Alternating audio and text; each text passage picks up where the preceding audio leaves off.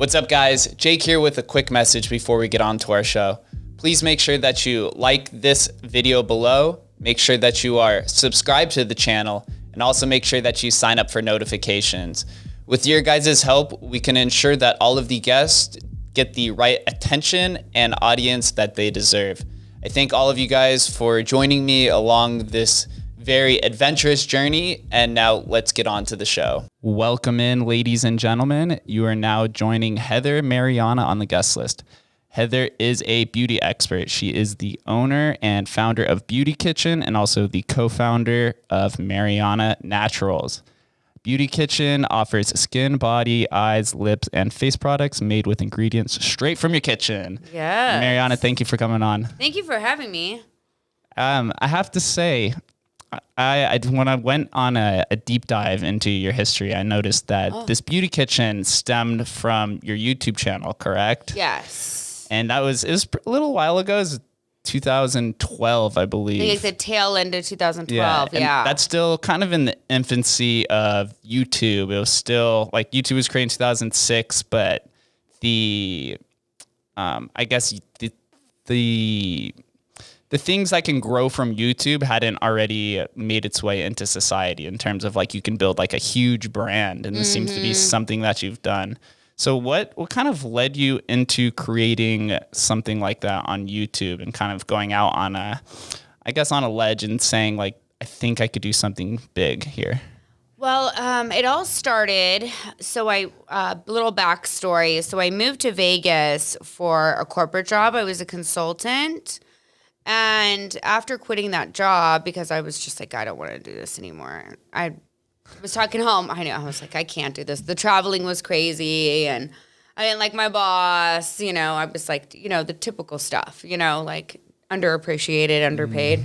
So I was asking all my friends, I'm like, what should I do? I gotta get back into working for myself.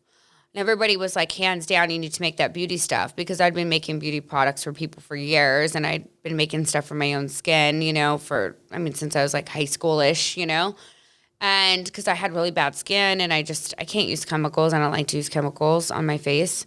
And so I thought, okay, well, maybe I'll, start doing that. And then, little known fact, which I haven't, this is so funny. Then I was like, maybe I just want to be like working TV, So I was like looking online, and I found like a TV hosting coach in LA, and I started going to her school because I literally was just so like ignorant to the whole like how anything worked. I thought like you literally went to this TV hosting school. That's what I thought too before there was YouTube. Yeah, and then like you got a job. And I was like, I'm going to be on Animal Planet because I love animals. I was like, I'm going to host a show on Animal Planet. This is going to be awesome. This is going to be my life. And so then after I went to the school and started taking on the classes, so the school was with Marky Costello. She's like hosting coach to all the stars. And so she's great. And then I realized, okay, no, it's about like building a brand. And then I go back to, okay, the beauty stuff. So then I just started the YouTube really just like to practice. Like it wasn't like meant to be like anything major. And then I started getting a lot of following on there. And it's so funny. Some of my customers that I have now are still from back. The loyalists. Yeah. The ones, they were there for the foundation. Yeah, they're so great. And I got a lot of views and like, a lot of attention on there. And then so people started asking me, hey, like, how do I buy your stuff? And I was like, what stuff? Like, I'm showing you how to make a mask out of avocado. Like, I certainly can't put that in the mail. I'm very confused right now. So then I started making sugar scrubs, and it's still our same formula. They're the best sugar scrubs ever. But, obviously I was very green and didn't know what I was doing. So, things broke, packages leaked, every single mistake you could possibly think of. And I guess it just grew from there. And then I just, you just got to keep hustling. Like every day I'm still learning something, like I'm constantly evolving my packaging. And That's all kinds of stuff. Yeah. I mean, I remember like I did not know how to package bath bombs and they would all break. And I was constantly like refunding money or like being like, oh my God, I'm so sorry, you know? How I picture it is like, do you know what Butcher Box is? Those kind of like prepackaged home meals where they send you all the ingredients and the directions. Yeah. That's what I imagine you were doing with like the products back then, where you're like, here's the ingredients and here's directions, and just figure it out until you could eventually build your own brand. Yeah, I should have done that. Like every time I go to Walmart and I see in the kids section, like make your own. Like whatever, like for the little girls, I'm like, stuff. Damn, I need to do that. Like eventually, like I need to get into that market. Yeah, the DIY market is huge. Everyone wants to do everything DIY now. I think, what is that furniture store that's out here that's really popular? IKEA kind of like brought that into fruition. And now when people buy houses, they don't want to hire people. They want to do it themselves. I think it's part of like the experience. Yeah. That doing it yourself, it's a little bit more fulfilling than just having someone send it to you and I guess watch them build it. And also you get to cut costs as well. Yeah. And I think it's definitely risen because, the state of the world with this pandemic, like people are home more. So people want to do stuff themselves. And, we created this quarantine kit and it's got like kind of a little bit of everything and it's selling like crazy because people are home and they're doing their own masks. And, that's a lot of the stuff that I'm still doing over Zoom with the news stuff is like how to make your own stuff because I really wanted Beauty Kitchen, like our website. I mean, my website's forever evolved, but my first website was like literally, it was so cute. It was literally like a refrigerator and it had all these ingredients. And then you could click on an ingredient, excuse me, and it would give you a recipe, so it was really, I like interactive that way. And I really want people to come to my website, not only just to shop, but, read my blog, get recipes, tips and stuff like that. So do you make your first website? I didn't. And I didn't. You had some help? Yeah, I did. And when I started the YouTube channel, I hired like somebody to come and film and edit everything because trust me, I tried to learn how to do that myself and I'm way too ADD for that. I could not. I was like, if a 5-year-old can edit, like certainly I can. Like how hard can this be? And it's not easy. A lot of the tools that exist today weren't as accessible back then as well. Yeah. Like I said, it was still in its infancy. The iPhone had only been out for 4 years at that point. So there's the iPhone 4. You think of like how archaic and prehistoric that is, thinking of it back then. Like it's not, there's not a lot of utility. That's crazy to think the iPhone had only been out for 4 years. Yeah, isn't that? That's nuts. Yeah, to see how far we've come. And your YouTube channel, just for the people that are listening, some of her videos have 500,000 views. So there's a lot of people, and some of them have like hundreds or thousands of comments. So people were really interested in it. I was going through the comments, and there was like a certain method that everyone kept referencing to. I forget what it was called. But I guess hearing that through your voice and your personality is what made people really relate to you, and I guess to find more conviction in the method and the methodology of just using natural ingredients from your kitchen. Because one of the ones that I was watching had to do with like rubbing sugar on your body. Oh yeah, and I was like, to me that it seems like it shouldn't be that simple. Like something like sugar has like such a negative connotation attached to it, where it's like if you ingest it too much, then it's bad, but if you rub it on your body, then it's good. I know. Yeah, it's strange. Yeah, I think with me starting, like I was, the clean beauty movement, as they say, I feel like I was doing that stuff in high school, and I guess now, I could say like I really was like kind of on the forefront of that clean beauty movement because you really don't need to use chemicals on your skin. You really are in your body, like a lot of natural ingredients really do deliver the same results. And you don't have to spend, a lot of misconception too is like if you go clean with your beauty products and stuff, then it's more expensive. And it's really not. That makes sense. I know the parabens, which are like the different preservatives. Yeah. They're mostly used just to keep the shelf life extended past a certain time, correct? Like that's the only utility for it. Yes, and that is another reason why a lot of our products, you won't find us in Sephora or places like that or Walmart's or Target's. We do the online Walmart marketplace for Marianna Naturals in Canada, and we're actually ranked above L'Oreal Paris on the website, which is great. Congrats. But I would rather continue to do it that way because then I don't have to add those things to my products to extend shelf life. Like we're in thousands of boutiques that we do through wholesale websites. So everybody that orders is getting everything fresh. A lot of people don't understand that with these products, can you scoot this up a little bit? Yeah. A lot of people don't understand with these products is, it goes from the factory to a warehouse where it sits. Then it gets distributed to all the stores. So then it's like sitting. How fresh is it by the time it gets to you? Right. So obviously there's a lot of crap in there that they're doing, filler products, all that stuff to make it last. And I love the fact that all of our stuff's made here and everything is shipped out fresh. Right. Do you have an HQ or a shop in Vegas or the surrounding area? Yeah, we have in Boulder City, we have our factories and our shipping warehouse. And then I have my main store there. And then I have 2 pop-up stores here inside the Sparkles Beauty Bars. Where's that at? Downtown Summerlin and Henderson. Green Valley by the Target, and then right in downtown Summerlin.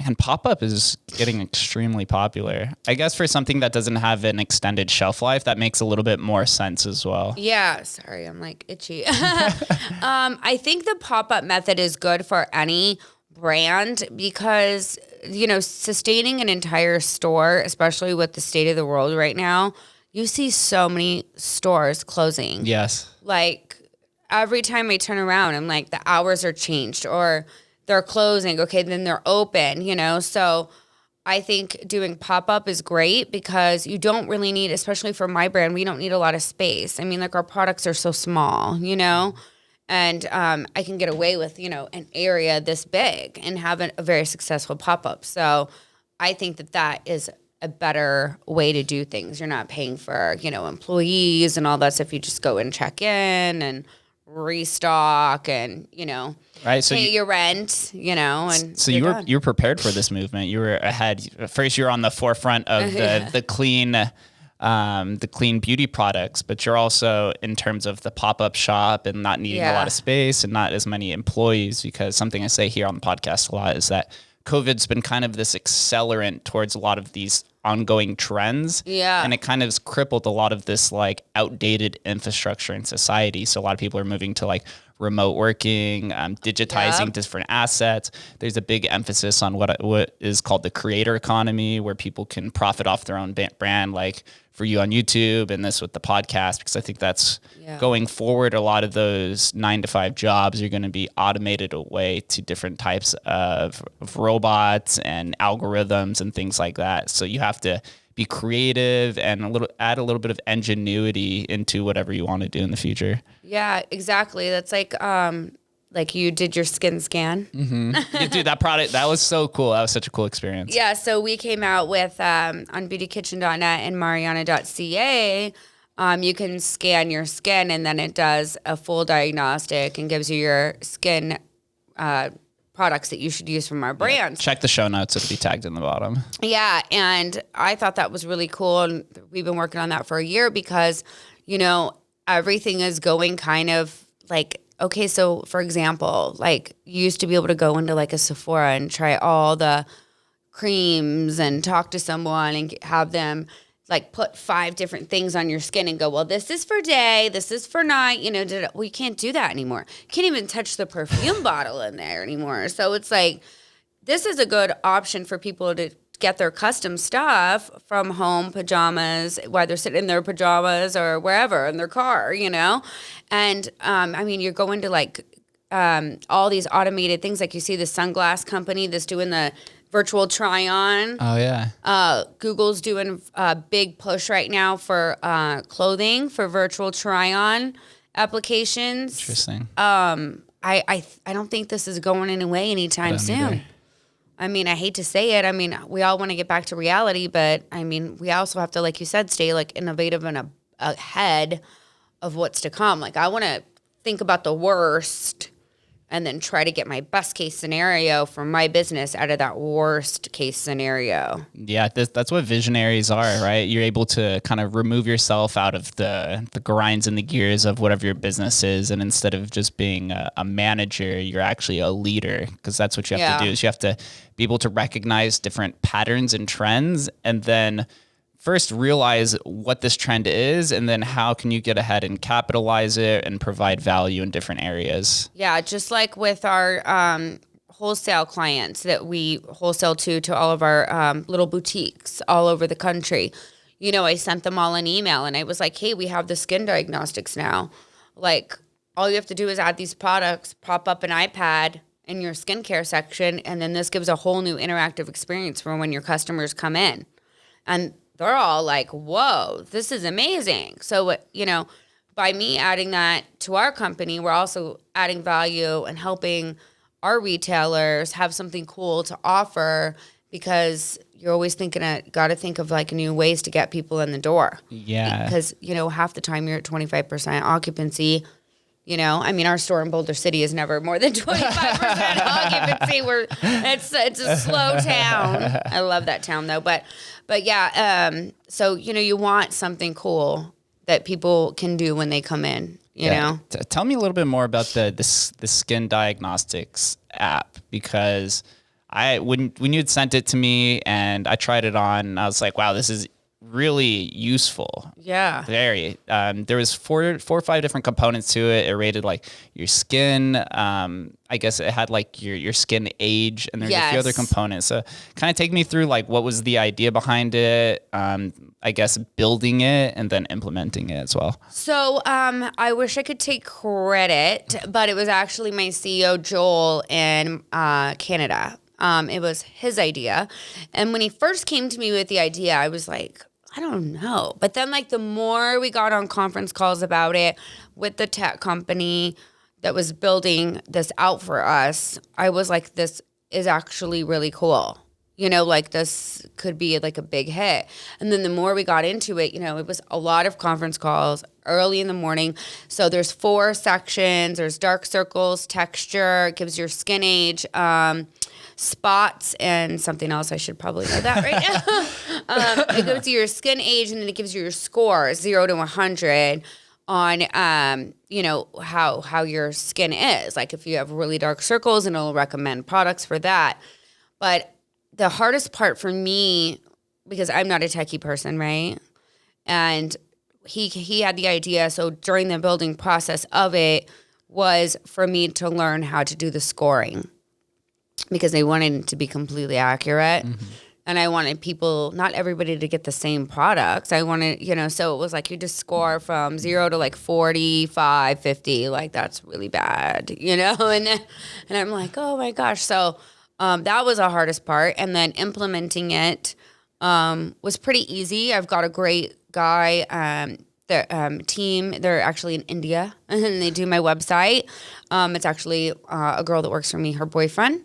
So they implemented it like very quickly. And then we actually just added a week ago 9 new items to it to keep it fresh. So we're going to keep adding new stuff as we come out with new products to it as well. Yeah, you're literally on the forefront of this interactive experience, because I've never seen it. I mean, I'm no expert in beauty products, but I've never seen anything like this before. Yeah, people, I mean, we have had so many scans posted. They're still coming in every day. We put some packages together for spas, you know, for them to get like a sampling, you know, to stock their shelves with our product recommendations, which I just remembered I need to update that with the 9 new items. Did this feature increase your sales as well? Yeah, it's definitely increasing sales, and it's also getting more brand awareness for both brands, because people are posting it like crazy. So that's really cool. And we're doing a lot of influencer reaching out, like, hey, post your skin thing. So if you're an influencer and you're listening and you want to post your skin score, we're giving away all the recommendations, as a thank you for posting it. That's awesome. That really is. Yeah. Especially diving into the influencer realm of social media. Yeah. I know it's almost cliche at this point, but I kind of hate the word influencer, to be honest with you. I hate micro influencer even more. I'm like, what's next? Baby influencer. Baby influencer. Infant influencer. a prenatal influencer. Yeah, we've got embryo influencer, toddler influencer. That realm it's so strange to me because before I started the podcast, I had an Instagram, but I was pretty strictly a Twitter person for such a long time. I used to be so Twitter. I used to have like 500,000 on there. I have like 40K on that. And I don't even use it. I'm like, hello. Does anybody even follow me anymore? But I've realized like how important Instagram is, even though there's this algorithm attached to it, and your post only goes out to half of your followers or whatever it is. It goes out not even to half. Like we're talking like 10%. It sucks. Yeah, 10% of your followers. Like you can have, 100K followers and get like 800 likes, but that's because that's only who's seeing it, you know? And I've noticed that when I go back and add comments, hashtags, then more people see it. I feel like it comes up again or something. Yeah. So I'm trying to do that. But I mean, Instagram is a full-time freaking job. Like, I don't have time for that. It really is. And you have to create new strategies because unless you're directly paying them for the promoted posts, which most people don't even look at anyways, you have to reach out to these different people within different cities or within the industry to help promote the brand and kind of get that organic reach to it. Yeah, that's what we do. We try to do it with influencers. I refuse to pay influencers. We do not pay influencers. We have a ton of really mega girls that love posting our products, like Chloe at Chloe. She's a gorgeous model, international model, Playboy model. We've got a ton of people that just do it because they love the products. And I have a lot of celebrity clients, and we're behind a lot of celebrity lines through our white labeling program. And so they always post our stuff too. So I'm very lucky, but I'm always also like resharing their stuff too. So you got to do it both ways, Is there a specific demographic that you've noticed uses Beauty Kitchen the most? Maybe in terms of like suburban women or maybe like the athletic industry or any kind of niche like that? I would say our demo is pretty wide, which is a good thing and a bad thing because I have a lot of young girls that follow me like crazy. Like we're talking like 14, 12, you know what I mean? Mm-hmm. Like I've actually been recognized by more of those little kids than anybody else because they, from watching the stuff on YouTube and, making the stuff at home. And, I've gotten so many direct messages and just emails of like, oh, look at my daughter in her little beauty kitchen. And I think it's so cute, And I think our buyers are mainly like, early 30s to 50, 60 women, people that, want to take care of their skin, have a little income to spend money on skincare. And I think we've kept our pricing pretty good. Like I like to say we're like Neiman's, Target pricing with like a Neiman Saks quality. Yeah, that is great. You don't have to spend $75 on a mask. Our most expensive one's $45 and it'll last you a long time. Yeah, I can tell you working on the strip for the last 10 years, the amount of money I hear some of these women use towards beauty products is crazy. It's like half of their paycheck. There's a store in town who shall remain nameless, but they have this cream for like $10,000 and I'm like, this doesn't work, but people buy it. I think it's like, maybe it works for them because they're in the casinos and they get those drunk tourists and their husband just won a jackpot or something. But I mean, I don't care how much money I have. I mean, I would never spend more than like 150 on something, you know? Yeah, never. At some point, it just becomes the brand more than the product itself. And that's what I kind of find interesting with your brand is because you're also giving away the free advice to what goes into the product. Yeah. So it's like they're relating or resonating with you because of your authenticity, where it's like if you don't have the money to buy something that's affordable already, then here I'm going to tell you how to do it at home. Yeah. So it's like there's two different demographics there's to it. super easy things that you can do at home with like fruit and all this stuff. And like, I remember it was a couple Super Bowls ago. I did like, oh my God, like so many cities. I did this segment and it was really funny. It was like Super Bowl dips that you could use on your face too. Because like, yeah, because like avocado was so good for your skin, you know, and these are all the things that I write about in my blog, and you know, you can go back through my old YouTube channel and you can just grab stuff out of your kitchen and make homemade masks. Do like a DIY spa night with your daughter and her friends, you know? Interesting. Is that the train I hear in the background? Yeah. That's the one downside of living in the downtown area. For those of you who are listening, is the train comes by once every like 6 hours. That wouldn't bother me though. Like I like to, I don't mind. I like falling asleep to like traffic and stuff like that. I can't do the full quiet. I think it's because, you know, like I'm so like ADD. I'm like, I try to go to sleep and then it's like, what do I have to do tomorrow? Or like I wake up and I'm like, why is my alarm going off at 5:45? What do I have going on today? Like, I'm a fan person, and I also like to listen to stand-up comedy at times before going to bed. Go to bed with a smile. Yeah, I've been listening to like this meditation music, and I just turn it on at night, or I fall asleep with the TV on. I gotta have noise. Do you meditate? No.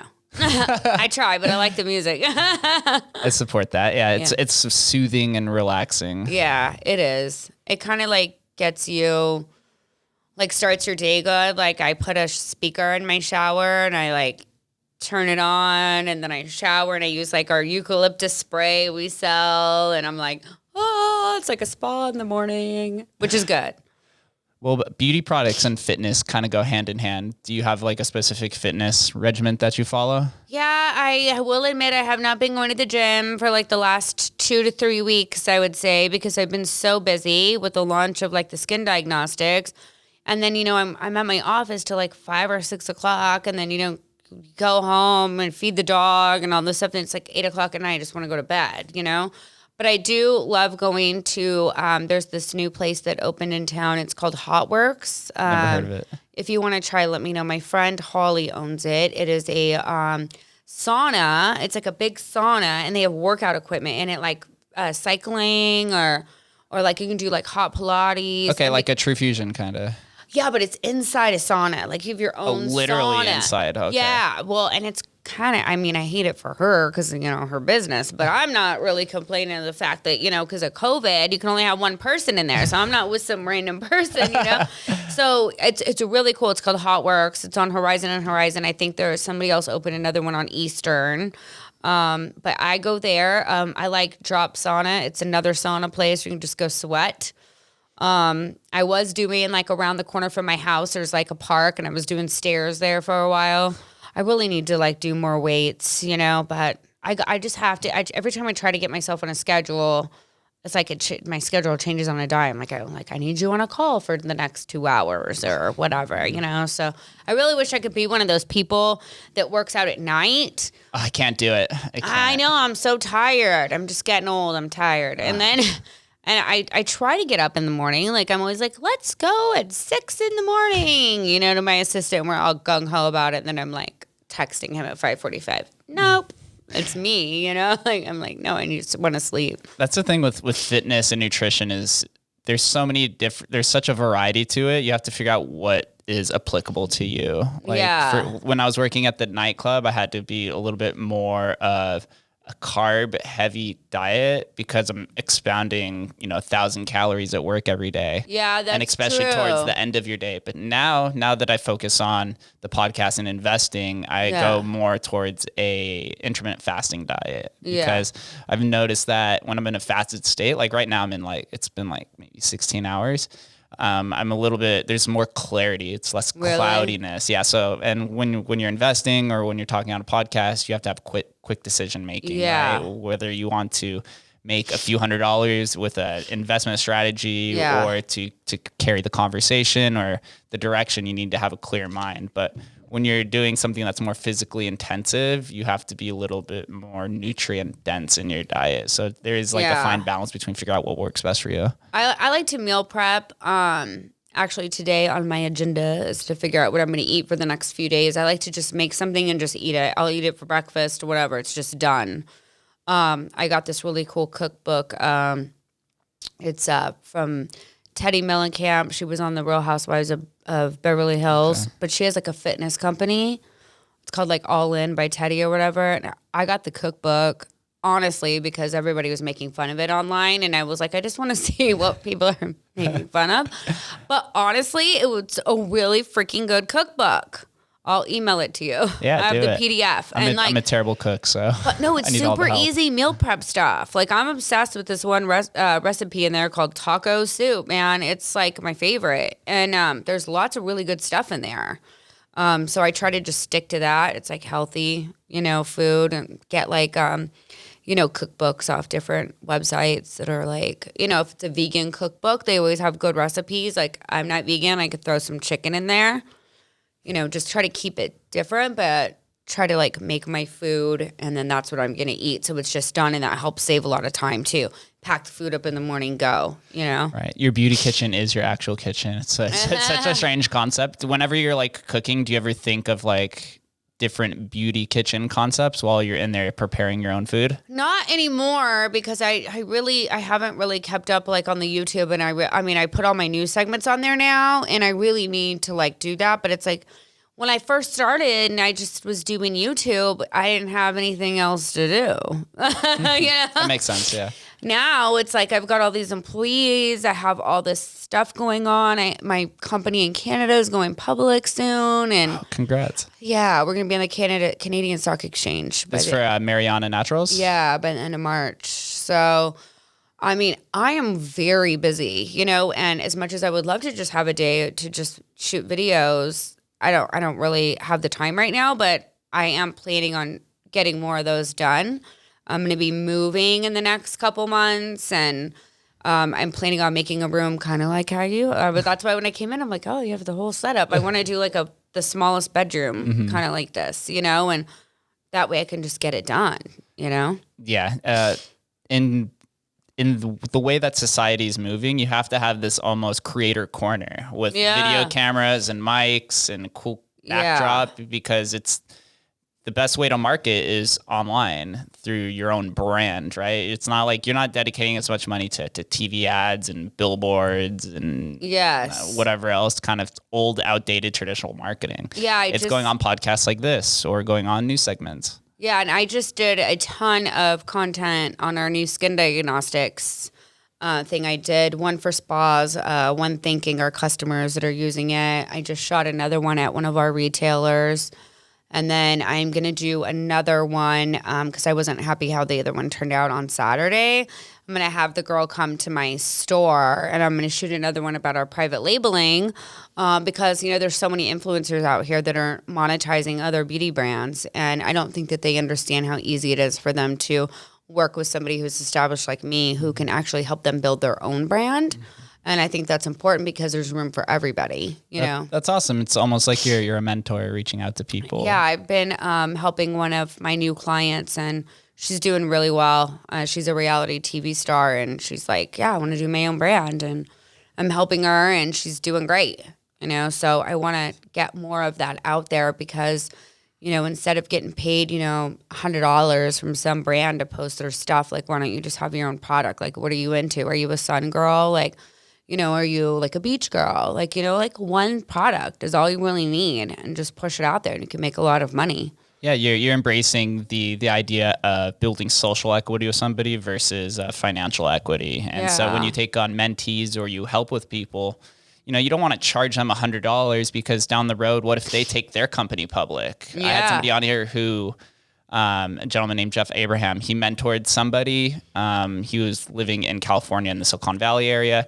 This person ended up giving him shares into his first company because he was his mentor. And then that cool. company ended up going public and he made like a few $1 million off of it. Oh, that's awesome. So there's that kind of situation because a lot of people now, when they've reached a certain status, they want to become a coach and they want to charge people for their services. But if you're just there for the betterment of somebody and you have the passion, then that person will see and it pushes them to be more successful. Yeah, obviously with my private label clients, they have to buy the products and all that stuff. There are fees, but if they're really doing the work, I have no problem taking their text messages all day because I really want them to succeed. Like, obviously, the more stores they're in, it's better for everybody. Like, it's a win-win for everybody. And like my girl that I'm working with now, I mean, she is up at 5. She's doing her content. She's doing her photo shoots. I went to her photo shoot for her products, helped her set up like her whole area.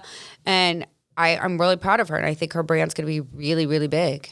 Yeah, it's the power of compounding. It's one of the eighth wonders of the world that people tend to forget about. Yeah, and people have to like help each other. And I think even more like in this, pandemic, because we all have to be creative, and instead of getting into this every man for himself mentality, like, the hoarders at the grocery store and stuff, like, let's all just kind of try to help each other, like if I've got something cool that will work for you and vice versa, and we could both make some money and help each other, then let's do it, instead of, being like, no, yeah. And I get what you mean by the coaching. I see those ads all the time. It sucks. Yeah. It's like, you don't want to be the product. You want to be the friend, and then therefore you benefit from it. But I want to help people out for sure. Yeah, we are moving into an age, and I've been trying to do this a few times, where I've been trying to create different entrepreneur collectives in the city, because I think we're moving into the age of corroboration and collaboration. Like that's the best way to succeed. When you go before the internet era, it was very territorial. Everyone had their physical storefront, and it was like, this is my area, and anybody else, is the enemy. But now online, you can collab with so many different brands and so many different opportunities, whether it's something simple as like cross promotion on social media, or even just going in and, doing a podcast or something like that. Yeah. Like I've been wanting to collab with some people. My publicist is reaching out with some of the brands that are like, the like healthy vegan, they have the cookbooks and the vitamins and all that. Like I want to collab with them, like on maybe like a skincare set, like Beauty Kitchen times this brand limited edition skincare set. So we're kind of working on that, because it's really important, like what you put in your body, but like, you don't want to put chemicals on your body either, Yep. That's why they say wash your face before you go to bed, It's important. People tend to forget. Yes. Have you done any different collaborative product opportunities since you've started over the last 8 years outside of maybe skincare? Not that I could think of. I mean, sometimes I do so much stuff that I forget a lot. Honestly, I get the same way, where I'll be having a conversation and I'm like, I had this same conversation with somebody, but I can't remember who it was. I know. And it's, it's not offense to them. It's just when you're busy and your mind's working, you're just like, you have to live in the present, but your mind is also kind of months or a year in advance as well. Yeah. Like I'm usually up, and like, if I have to leave my house at like 7:30, I try to get up like 2 hours before. If I'm really rested, like even a little bit more, because I have to check my email. I like to keep my email very like cleaned up, because I don't want to get to the office and have all this stuff and check messages. And then I've already got like people texting me from other time zones, at like 5 a.m. or whatever. So it's like when like you said, when you're up and you're just constantly going, you're like, the day's over. Fresh, yeah. Like I have my planner out and I make my notes of like, okay, what do I need to do this week? Or like, what do I need to follow up with? And then I go back through the pages and be like, oh, I forgot about that like 2 weeks ago. Let me handle that. Yeah. Having those red notifications on my phone drives me crazy. I'm like, that it could be potential opportunities, but it could also be spam. But you have to dedicate time to do it, especially, when you're in someone like your position.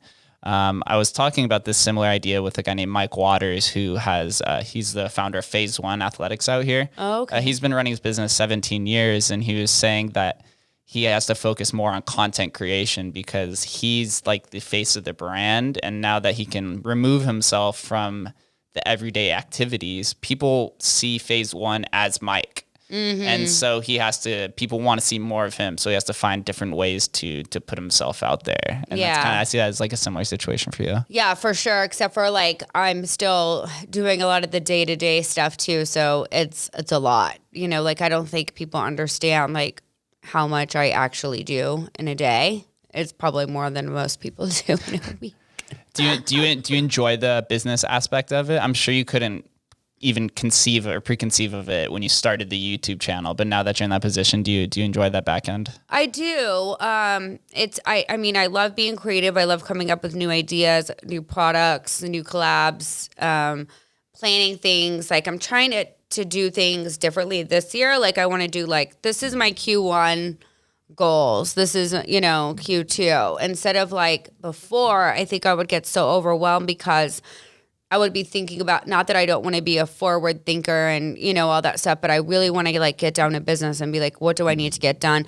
Getting the staff on the same page has been a lot easier than I thought, you know, and really getting like goals for people, you know, like from everybody to my assistant to the girls that work at my boutique, you know, like sales goals and, you know, make sure you're posting on the story while you're sitting here because there will be hours that no one will come in here. So you have plenty of time to post a story, you know, just trying to take it, you know, quarter by quarter instead of day by day, you know, it makes a big difference. Operating a business, it's more vital to the business to how you operate or manage the people that your employees, right? Like I used to own an antique store before this, and I found it easier to sell the products. The products kind of sell themselves, but managing the people within the business is tougher because there's a lot of randomness that's attached to humanity that you don't know whether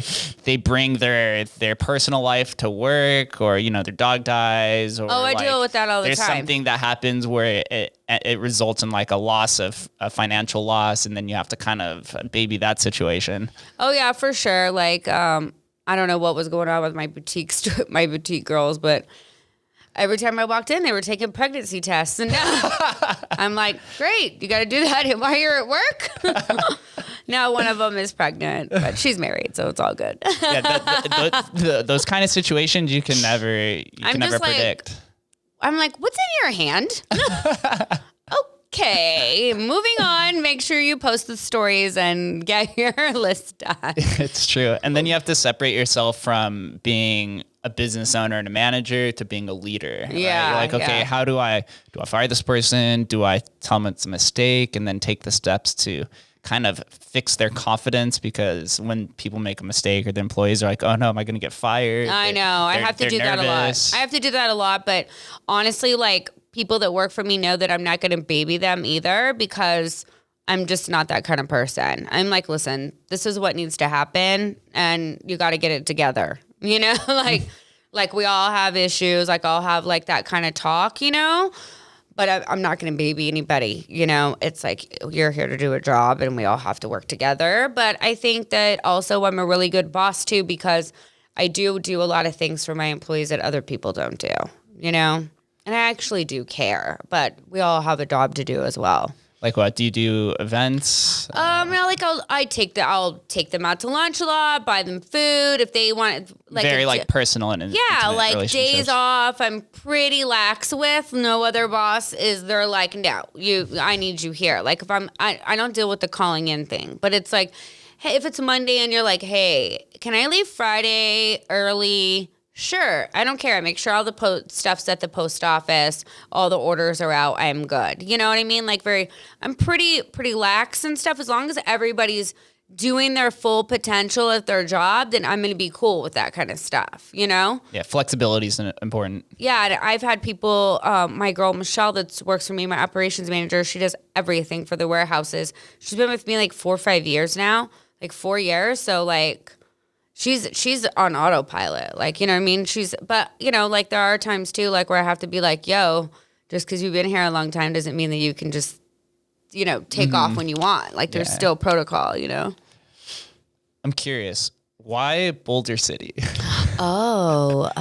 That's an interesting question. No, actually, so when I moved here, I lived on the Strip. So I first lived over at the Aria, and then I moved into the Veer Tower, and I stayed at the Four Seasons for a while. I was trying to find somewhere to live, and then I hated it. Like I first of all, it's like everything's right there. Excuse me. Like I take the dogs out to breakfast in the morning. It's like $100 every day. Like you go shopping. Yeah. Like, come on, Crystal's Mall's right there. I was there every day. I was like, let's just like, I told my realtor, I was like, I was looking for a rental. I was like, can we just move like far away from here? Like, I don't want to be around any malls. Like, what's a good area? I did not know Vegas at all. She took me to Boulder City, and as soon as I came over that hill and saw the lake and everything, I was like, this is really nice out here. So I lived there for a while, and then that's where I got my first warehouse when I was doing my first YouTube. I've since moved out of Boulder City. I just think, like, for me, I want to be a little closer to, like, a Whole Foods and stuff like that. But I love Boulder City. I think it's a great place to live. It's super quiet. There's, like, hardly any crime. I mean, all the businesses support each other there. I mean, it's a very tight-knit community for sure. I got Businesswoman of the Year actually for 2020. Yeah. We're always donating to, all the kids stuff, I mean, everybody supports each other. Everybody posts each other's stuff. It's a good little town. Great little restaurants. Yeah, if you can break into a small community like that, it becomes like almost a focal point for the city where they're like, oh, go ahead, go help Heather. Yeah, and like I want to, and like with our business growing in Boulder, because I got my first little warehouse there, which was just like me going there by myself, Now I can employ locals, and when we have like big projects come in, then I can like put it out to Boulder City. Hey, does anybody want to make extra money filling these 100,000, whatever, or 40,000, or even 15,000, whatever, And people always do because I'd rather help people in the town like make some extra money, than go hire like day workers or whatever. Plus half the people in the town I already know. I'm like texting them like, hey, do you know anybody that wants to come work like just a few hours a day or whatever? And a lot of times we get the whole job done. It makes it accessible. Yeah. And that's pushing weight 40, 50,000. Yeah, we've done it. Yeah. We were supposed to have an order for like 70,000, but that fell through the cracks because of the lovely pandemic. Yeah, supply chain was just completely fractured. Oh, well, and I feel like, and then we were supposed to do this other 14,000 masks. I just got word last week or the week before that that's canceled because the company that was doing it lost 25% of their members. It's like, people don't understand how it just trickles down everywhere. Well, it seems like you're doing well in Canada then if you're going to go public. Yeah. What is the difference between Marianna Naturals and Beauty Kitchen? Marianna Naturals basically... Excuse me. Oh my God, I had the where you can't hear for a second. I was like, whoa, I'm like on an airplane. Marianna Naturals is just basically the same as Beauty Kitchen, but we do have exclusive items with Marianna Naturals, which is some of the stuff that we gave you, the mushroom mask, the mushroom face cleanser. Yeah, thank you for that. Yeah, I can't wait for you to try it all. So we do have exclusive products, and then also Marianna Naturals is going to be branching out into supplements. We're launching like some biotin strips.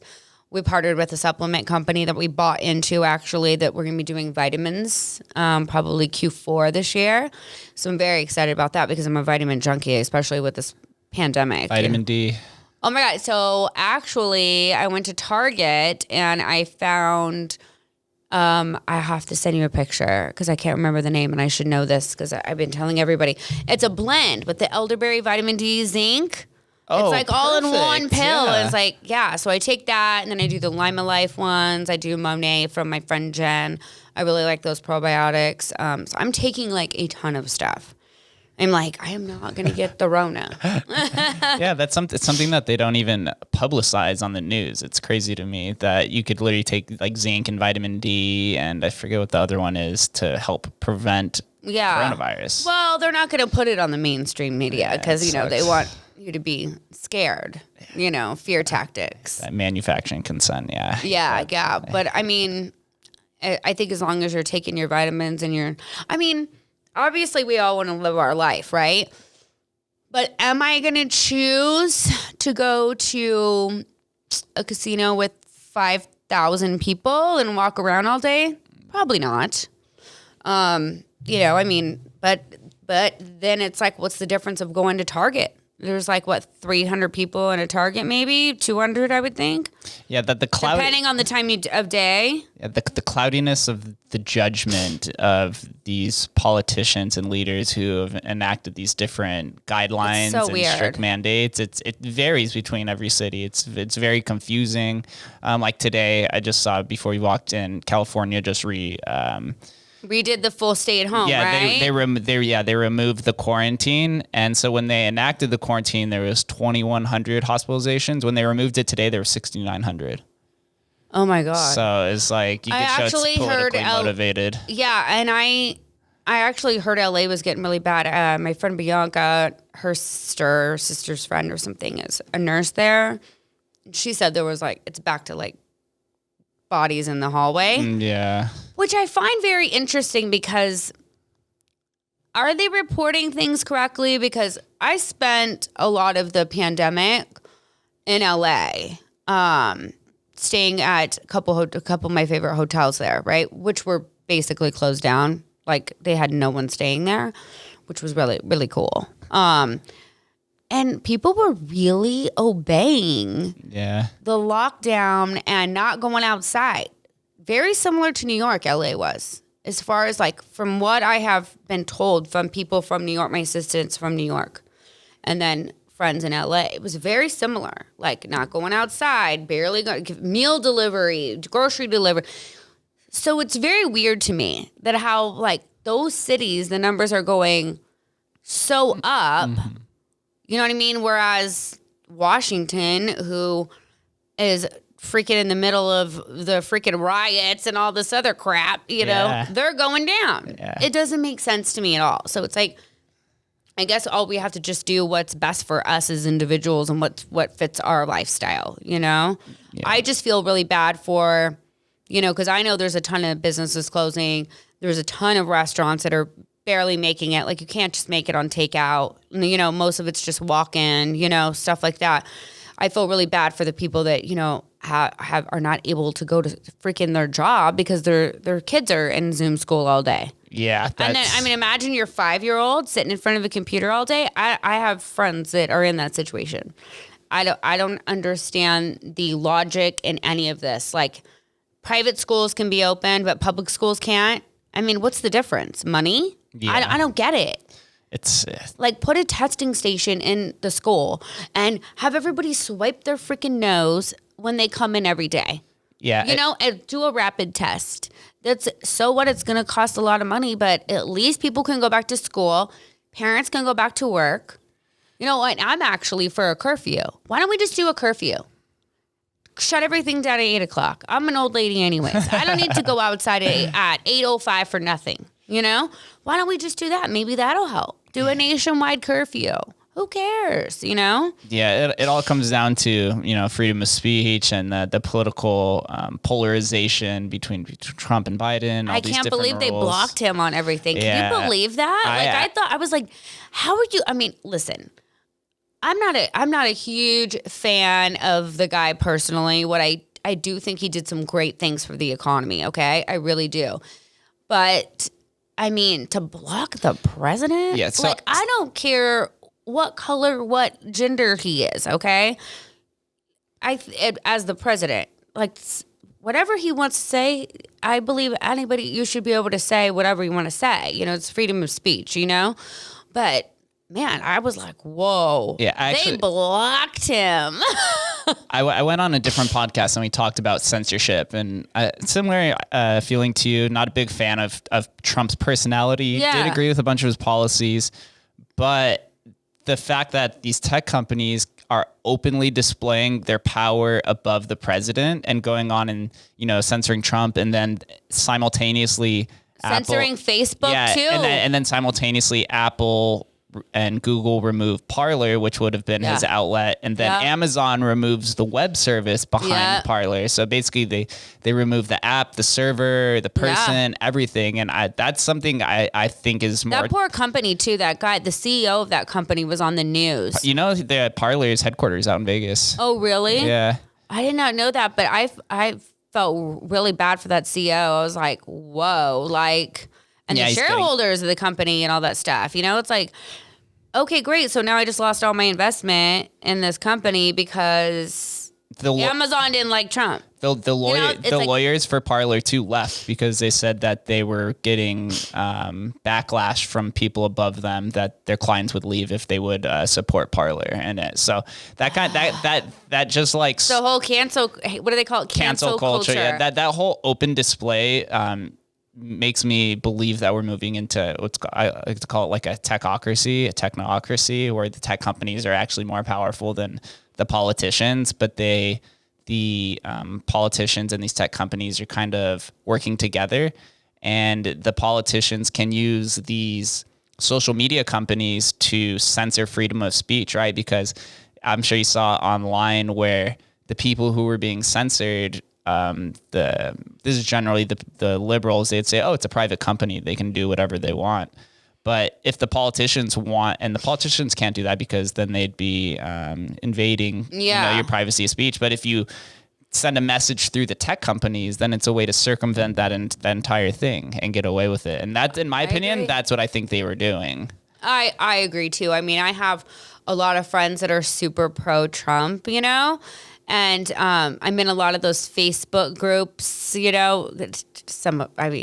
It's a lot of it's entertainment purposes only. I mean, I kind of fell over laughing when somebody told me Trump's son came through a time machine or something. I was like, okay, I'm done with this, but it's good entertainment in bed at night. But and one of my good girlfriends, Facebook jail constantly just for posting how she felt, and I don't think that's right. I don't think people should be able.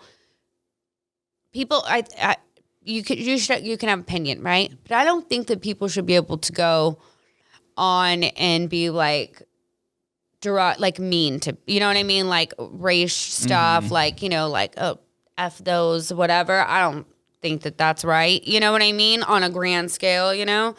But I think you should be able to definitely have your opinion on like what political party you like or how you feel about, you know, stuff in general. And I feel like we're just not able to do that anymore.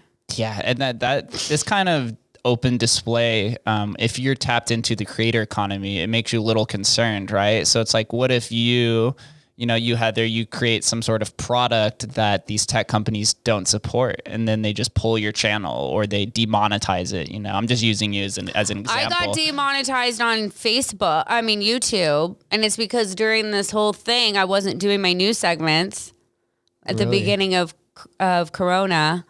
And I guess I hadn't posted in 6 months or something because I hadn't done a live news, and they took it off. I mean, my guy that helps me with my YouTube channel, his name's Jason. Oh my God, he's so great. He's been doing it literally since 2014. He's this girl customer, Daisy's boyfriend. And so he has already reapplied and everything. But I was like, oh, I didn't even realize that was a thing.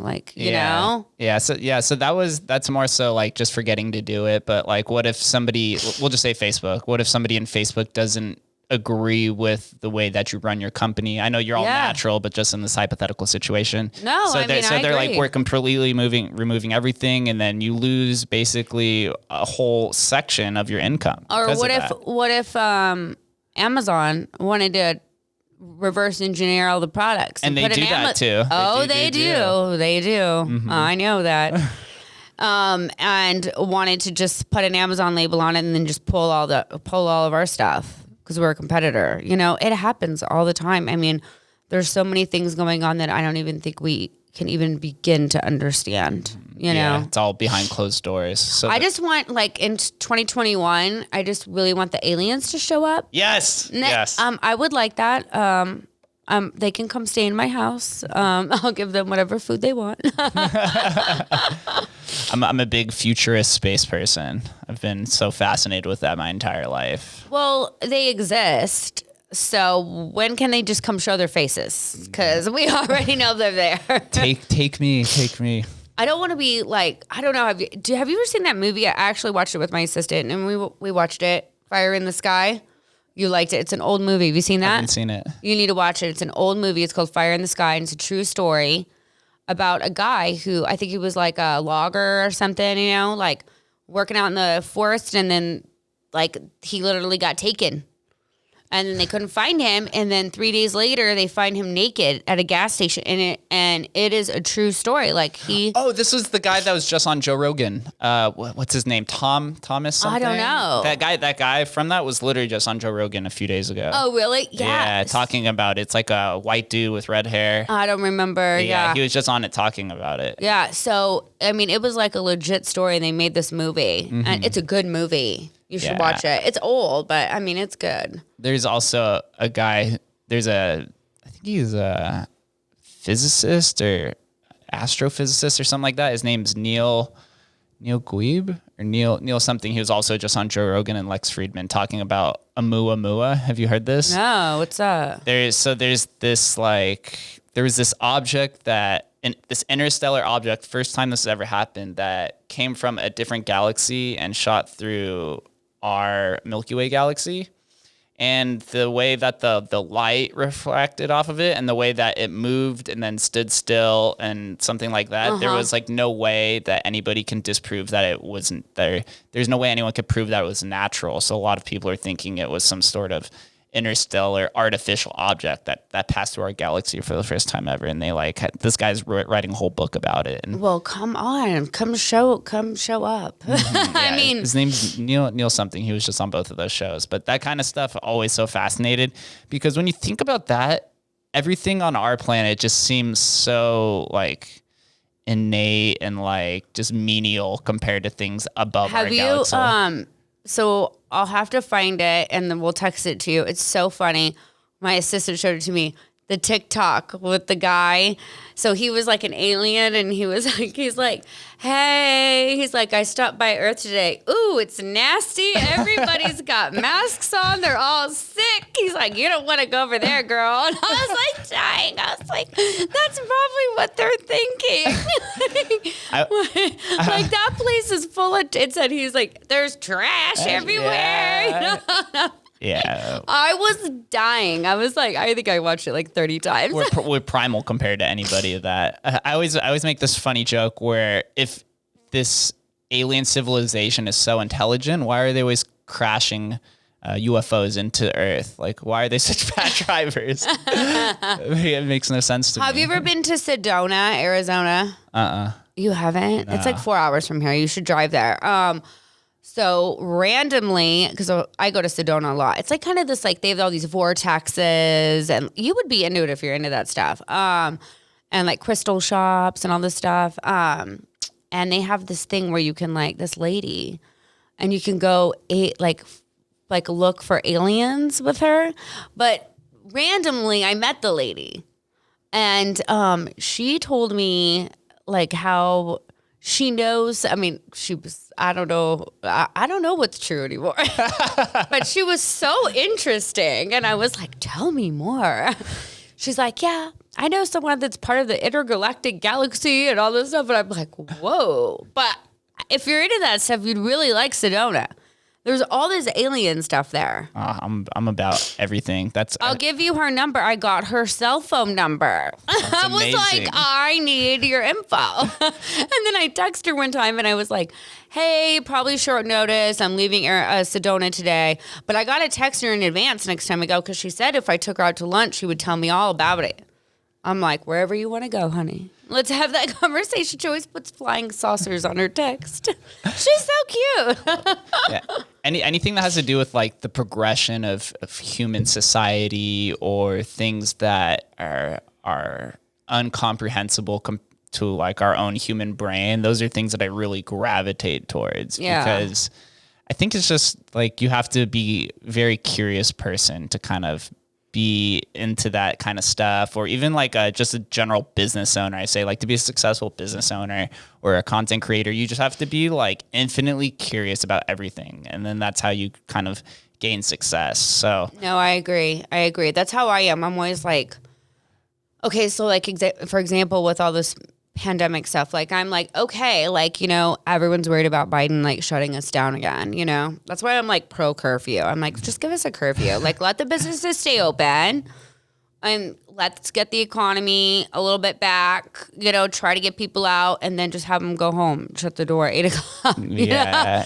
But I'm already like, okay, thinking of every scenario, like I said before, and I'm like, okay, what am I going to do with the stores? What am I going to do with this? Like, should I take this opportunity to maybe lease a couple of places? You know what I mean? While it's still cheap. Why it's so cheap, And then, I'm moving. I want to downsize my house.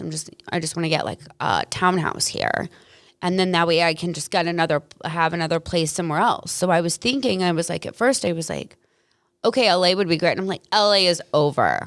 Yeah, that's mass exodus right now. Everyone's going to Miami, Florida, Boca, Austin, Texas. So I'm like, so let me downsize here. Let me get another place in another city and open a chain of pop-ups in that other city. That's you know what I mean? Yeah, I'm already thinking. It's a great business section. Yeah, a lot of people are moving down. Silicon Valley's moving to Miami because their mayor, I think his name's Mayor Suarez. He's been very proactive and open to embracing new technologies and to be very friendly towards them in different manners, taxes, curfew regulations. I heard business Alaska. licenses. Yeah, I heard Alaska's paying people $100K to move there. Probably. So that is Alaska's looking pretty good right now. How long do you have to stay? I could never do that with 20 hours of nighttime at one time. I would lose my mind. I couldn't do it for the sheer fact that I cannot drive at night because my eyesight is so bad. At night. I mean, during the day I'm fine, but it's like as soon as it gets dark, it's like I'm at EDC. Well, why not open up or get a spot in Canada if you're gonna be public down there? Oh no, we are. We're gonna do that through Marianna Naturals. But I'm talking about for the Beauty Kitchen brand. I'm thinking 2 weeks here, 2 weeks to Miami, or even like Texas or something doesn't sound too bad. Yeah, everyone's down in Austin. Elon Musk, Joe Rogan, a lot of different influencers, or I guess leaders, not even influencers, are moving down that. And Vegas is getting a pretty healthy amount of new residents as well. I heard a lot of people are actually moving out of Arizona as well.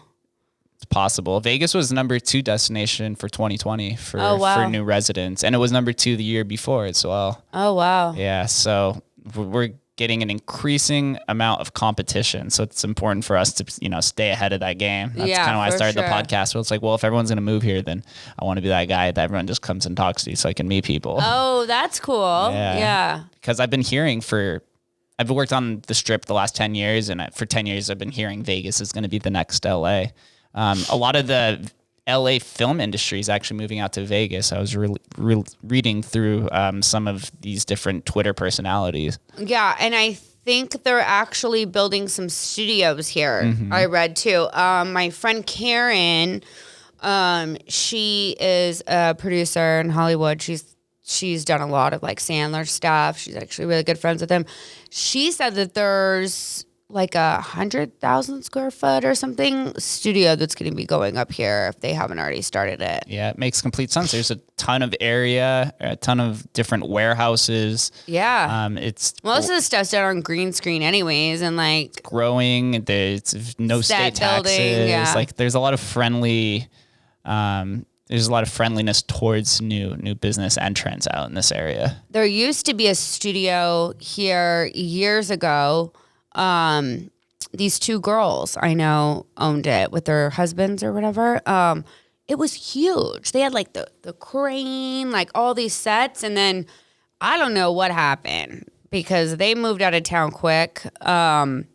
And I don't know what happened to all that stuff, but it was a cool studio. Probably got liquidated or they just came in and bought it. Yeah. But like all these different industries like that, I know the adult entertainment industries moved out here pretty heavily as well. So all these different niched industries, they're just sprouting up now. And then probably by the end of the decade, they're just going to be monsters in the city. And so we won't be just dependent on the Strip anymore. Vegas is going through this giant repurposing, refacing opportunity. And a lot of people call COVID the Great Reset. I've been hearing that actually more and more on the news. It is. I think it's made us think a lot differently too, and not be so lazy and stagnant, especially as a business owner, because got to get up and stay on it every day, because you don't know what's going to come on the news the next day, or now they're saying there's this like new strain. I saw that.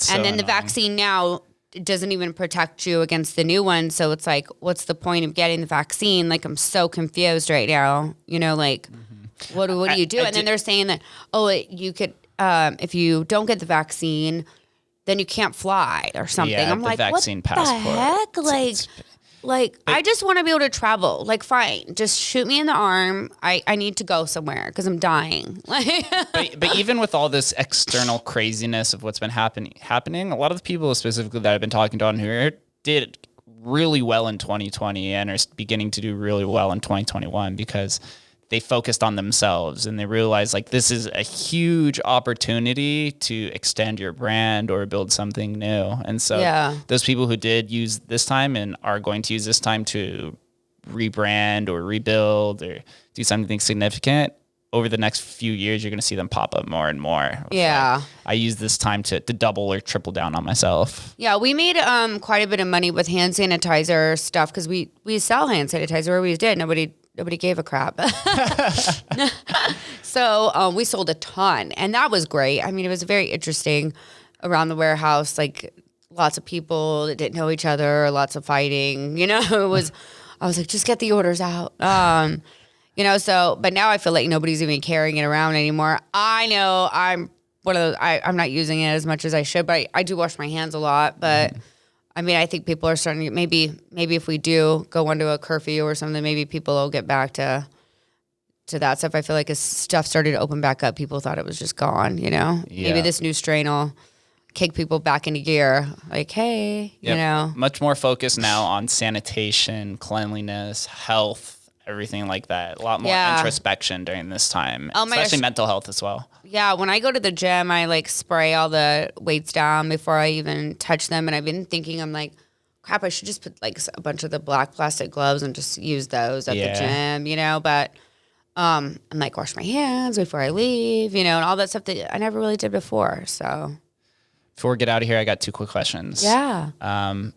What is the most underrated home ingredient for your skin? I guess that's maybe least utilized or misrepresented in terms of for skin betterment. Oh my gosh, that's a tough one.